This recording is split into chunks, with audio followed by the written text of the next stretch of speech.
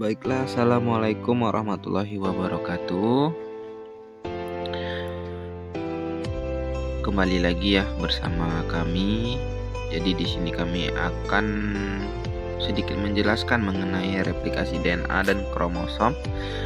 Sebelumnya izinkan saya perkenalan diri terlebih dahulu. Saya Akilul Hidayat Al-Badar dengan NPM 03. Lalu dalam kelompok saya itu ada saudari Gustiza Enggarni dengan NPM 02, lalu ada saudari Delia Gustina dengan NPM 019, lalu ada saudara Mufid Agilman dengan NPM 025.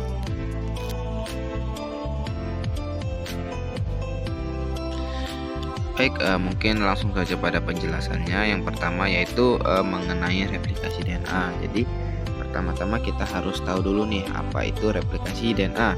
Nah, replikasi DNA ini merupakan peristiwa sintesis DNA ataupun pembentukan DNA. Replikasi DNA ini adalah proses perbanyakan atau penggandaan DNA untai ganda atau double helix. Nah, pada sel eukariotik proses replikasi terjadi selama fase S atau sintesis atau selama siklus sel. Nah, dalam teori replikasi DNA ini ada beberapa hipotesis nih. Yang pertama yaitu ada model konservatif, ada model semi konservatif, dan ada model dispersif. Nah, kita lihat ya pada gambar. Pada model konservatif itu dua rantai DNA ini, DNA lama ini tidak berubah, lalu DNA lama ini berfungsi sebagai cetakan untuk dua rantai DNA baru. Nah, lain lagi nih kalau model semi konservatif. Nah, semi konservatif ini artinya dua rantai DNA lama terpisah dan rantai baru disintesis dengan prinsip komplementasi pada masing-masing rantai DNA lama. Jadi rantai DNA itu kan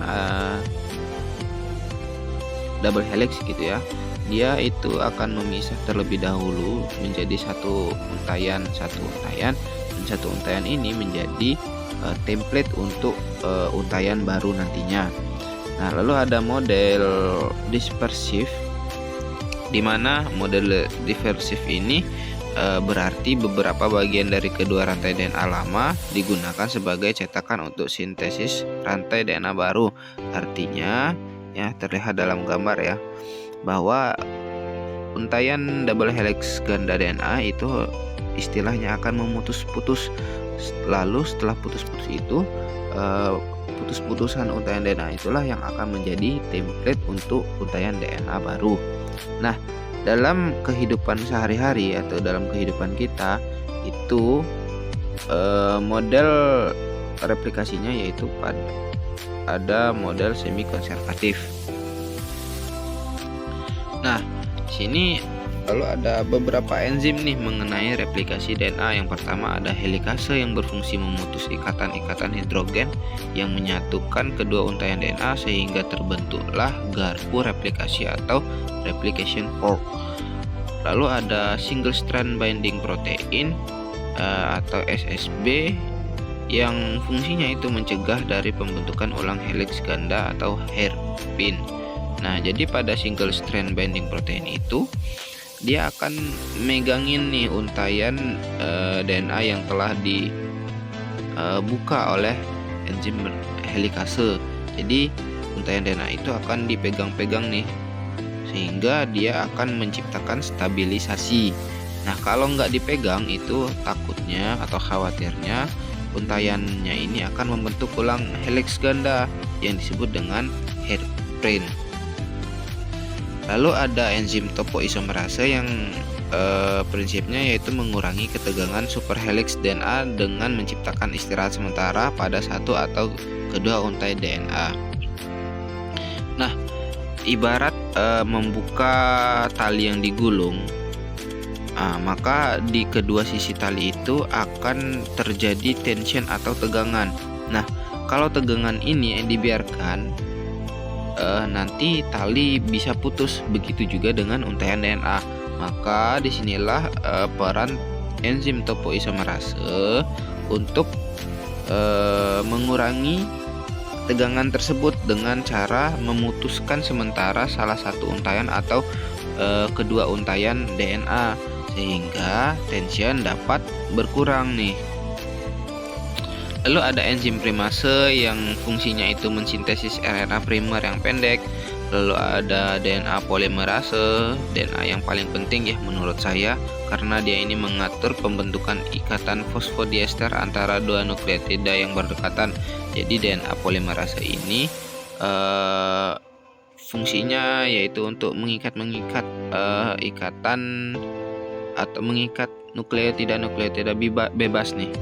Lalu ada enzim ligase yang fungsinya yaitu menggabungkan fragmen-fragmen Okazaki. Jadi nantinya dalam proses replikasi itu ada yang namanya lagging strand yang mungkin saya akan jelaskan nanti. Jadi lagging strand ini, pada lagging strand ini terdapat fragmen-fragmen gitu. Nah, jadi kita masuk kepada proses replikasi DNA yaitu ya. Nah, yang pertama yaitu ada titik ori atau origin of replication. Nah, di titik inilah enzim helikase akan menempel. Nah, enzim helikase yang sudah saya jelaskan tadi bahwa enzim helikase ini berfungsi untuk membuka rantai untaian ganda helix gitu kan.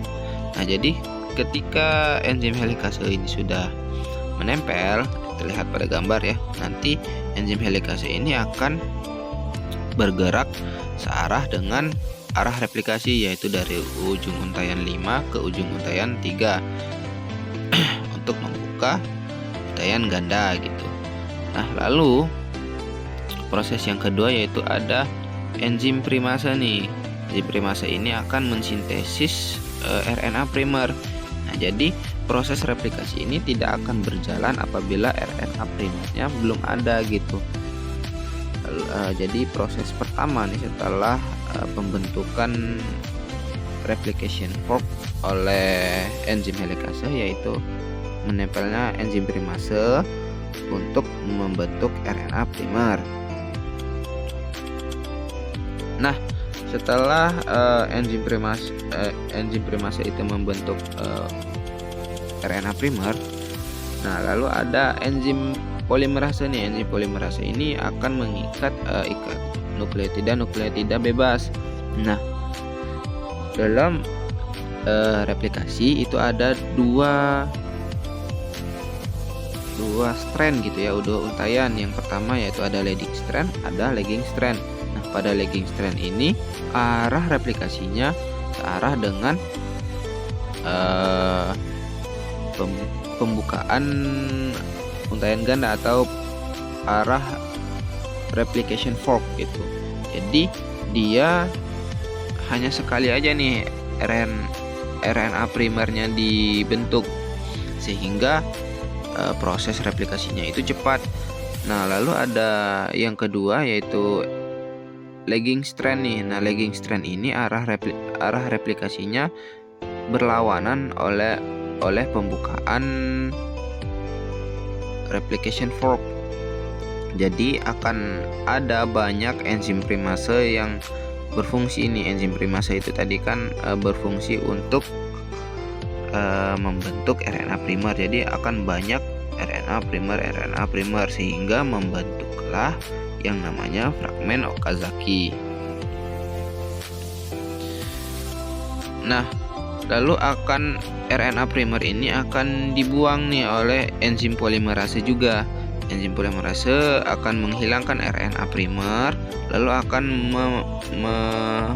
mengikat nih nukleotida bebas lagi. Lalu, nah, karena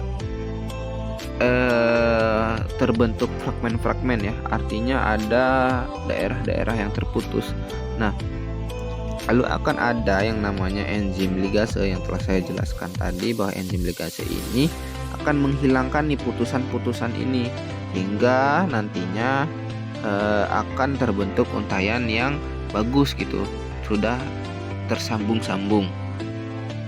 Nah, setelah itu nantinya akan ada di mana titik terminasi atau titik berakhirnya replikasi. Jadi setelah selesai gitu kan, ada yang namanya titik terminasi, maka enzim-enzim yang berfungsi tadi akan otomatis melepas nih.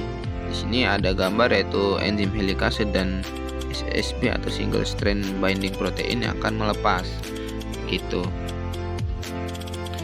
Nah, lalu selanjutnya saya akan sedikit menjelaskan mengenai kromosom dan fungsinya.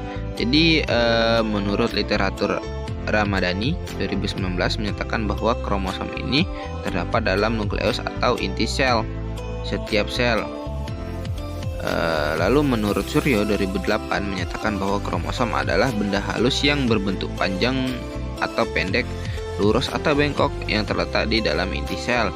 Jadi untaian-untaian DNA tadi nih yang mudah direplikasi itu akan berkumpul lah istilahnya, dan membentuk yang namanya kromosom ini.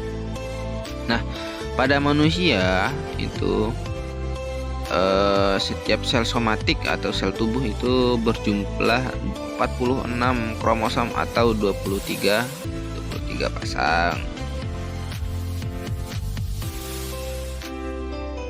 Nah, kromosom ini nih terdapat bagian-bagian nih. Yang pertama ada kromatid, ada kromomer, ada sentromer, ada lekukan kedua, ada satelit, dan ada juga telomer gitu.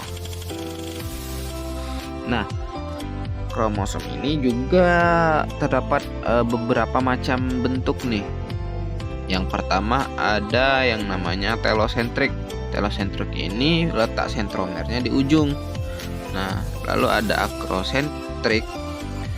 Nah, ketika kromosom itu dibagi dua, lalu dibagi dua lagi, itulah yang disebut dengan akrosentrik. Jadi letaknya sedikit di ujung. Lalu ada submetasentrik. Submetasentrik itu agak ke tengah lagi nih sentromernya. Dan yang terakhir itu ada metasentrik. Metasentrik ini letak sentromernya di tengah-tengah. Nah, lalu ada contoh kelainan kromosom pada manusia, yaitu ada yang namanya aneuploidi, yaitu trisomi yang dapat ditemukan pada sindrom Down gitu. Jadi nih, dalam kotak merah itu seharusnya hanya ada 2 kromosom. Namun dalam kasus ini kelebihan 1, inilah yang disebut dengan sindrom Down. Baik, mungkin itu saja yang dapat kami jelaskan nih pada kesempatan kali ini. Terima kasih. Apabila ada salah kata, kami mohon maaf. Wabillahi taufik wal hidayah. Wassalamualaikum warahmatullahi wabarakatuh.